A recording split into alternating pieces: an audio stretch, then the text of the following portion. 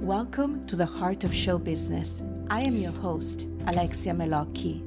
I believe in great storytelling and that every successful artist has a deep desire to express something from the heart to create a ripple effect in our society. A little bit of a year-end wrap-up. I would like to sum it up as talking about my favorite things, the lessons that I've learned, and the power of momentum. So this year, what happened to Little Studio Films and to me this year?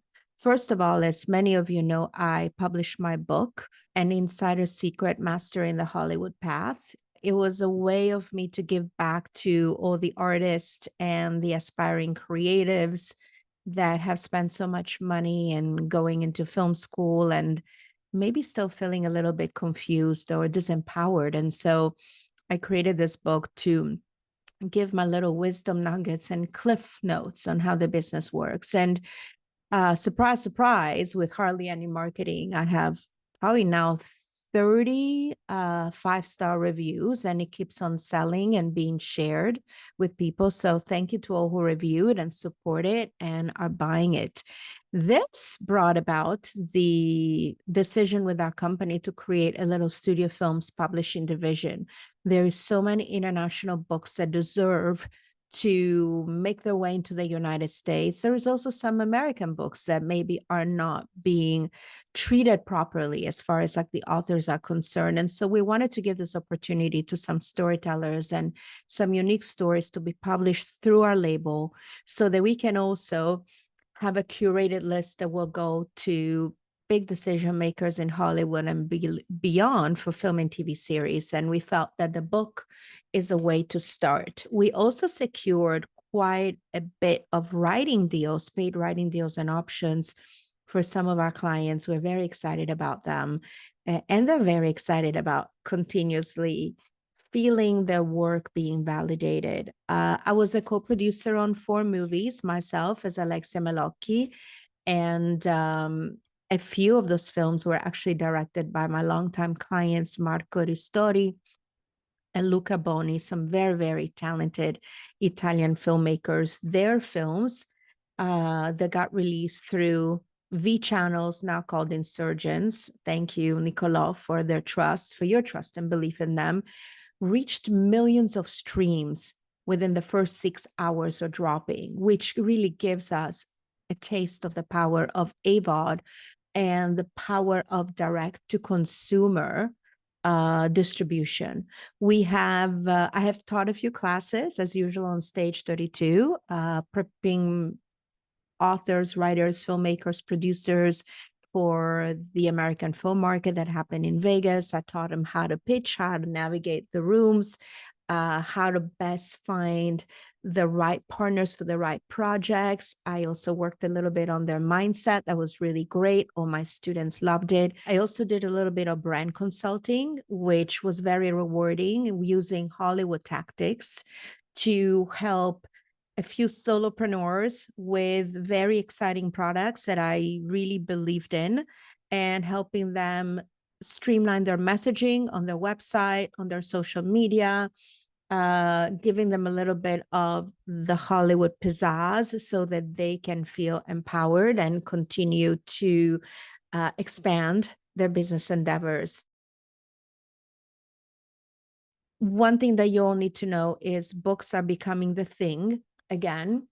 Being self-published or published really makes no difference as long as the book has a very strong characters and storytellings that can be done on a global scale. And they're also a protection for the creator to have a book, because that's a little bit harder to steal ideas if there is already a pre-existing intellectual property. There is many streamers that are now starting their own book division. So I definitely had a good instinct into creating this publishing division for Little Studio Films. The other thing that has been very interesting is there is a lot of fast turnaround in movie production, in writing for hire assignments. Those that are getting ahead are the ones who are doing the most research and that they are creating unique and compelling characters. AVOD is alive and strong, people. As we all know, most of the streamers are now using advertising. There is definitely a reason for it. So think outside the box when you're creating content. Don't think about the studio, so the streamers. There's so many niche avenues for distribution. It's crazy. All you have to do is do your research and be very smart with your social media, with your audience outreach, and you will succeed. Networking skills and pitching abilities are really superpowers. But one of the things that is the most important lesson for everyone is that access is everything. I've seen that with some of my students who went to the AFM. All they needed is to drop my name and they got meetings. In order to get access, you do need to work your network in an authentic way. And you need to know how to pitch, having a strong why, a strong vision, a strong mission, and just, why you, why here, why now, right? So there's so much more, which I can teach you if you choose to come into my first mastermind that I'll be launching in 2025. I would say end of winter, early spring. Doing things for a good cause, for getting a business sense, doesn't necessarily always work. One of my favorite books is The 48 Laws of Power. And one of them says, despise a free lunch. And I learned the hard way that sometimes I get caught up into wanting to help everybody, especially when there is animals involved or there's some cause, and I break my own rules. And then that bites me in the butt. So I would say that it is called show business. It's not called show friends. And it is a business. And so there is a way to actually still work for a good cause, but also have a strong business sense on choosing the right partnership, the right stories, the right circumstances, and good, clear agreements. Team and ownership are key in anything in life. You want to have the right team with you, and you want to own your stuff, whether it's your house, your books, your IPs, your podcast. You have to be the majority owner. That is something that is so important. I can't stress that enough, because things can go sour when there is a battle of the egos, and there's lots of egos in Hollywood. So I would say find yourself the right team and make sure that you do own a big piece of the pie. Sales, everything is sales in life. But sales is really about showing up and problem solving. And you have to show up for your client, and you have to be able to solve his or her problems, or at least give them something that makes them feel empowered to do so. So when you are selling whatever it is you're selling, you have to show up authentically. And you also have to solve a problem or something that may be missing in the market that you can provide. I had quite a few podcast guests this year, and I highly do suggest you listen to those episodes if you have not done so. Is my episode with Reverend Michael Beckwith from The Secret. That was an amazing conversation.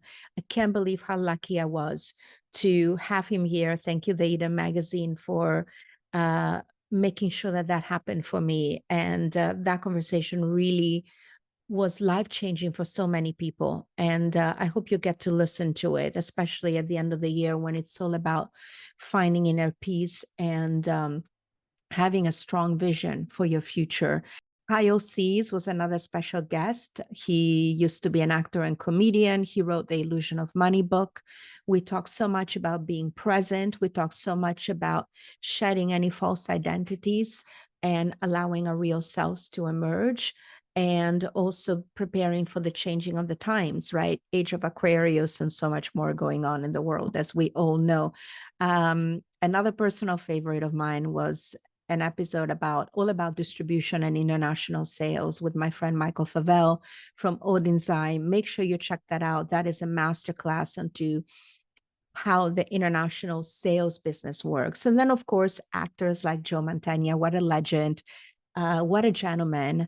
and learning a little bit about his background in theater and the journey as an actor. And you're going to really, really enjoy it. Got featured in a few magazines this year. Thank you, Bold Magazine. Thank you, Canvas Rebel. Thank you, Eden, for the interviews. And I want to talk about some of my favorite things.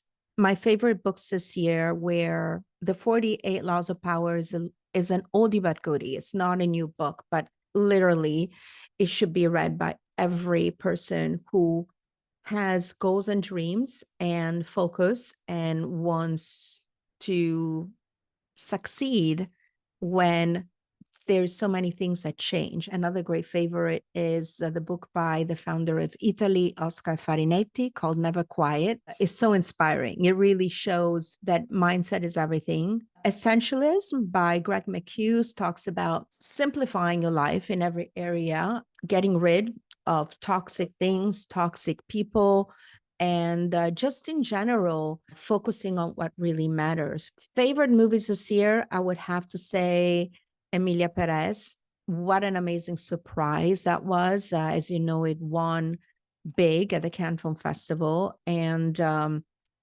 it's just, you just have to see it. There is so many great messages about that film. They have to do with family, leaving your past behind, or do you actually leave it behind? Because the past is always a part of who you are. And there's so much more, which I don't want to say too much, not to give away the plot. Another one was The Apprentice, which is the early days of Donald Trump. I don't want to get political here because this is not a platform, but it is a great character study on how families and people that we look up to can have a big imprint on our personality and the way we present ourselves to the world years later. So make sure you check that out. Last one is The Last Showgirl, which was an indie film done for less than $1 million, shot in 18 days in Vegas with incredible performances. It really talks about aging as a woman, especially, but there is a lot of themes that are there, and it's really a celebration of indie filmmaking. So with that said, I wish you all a very, very happy new year, and hopefully you had a wonderful Christmas. By the time this episode drops, it will already come and gone, but we'll be coming on into 2025. Don't ever forget who you are. Don't ever forget what you stand for. Your values, your character are the most important thing that you can have. And that is the biggest treasure to cherish, as well as, of course, making authentic connections, because, that's what I'm about. And then also all heart. Drop into your heart, and whatever you do, do it with the heart, but also using your mind to make the right choices.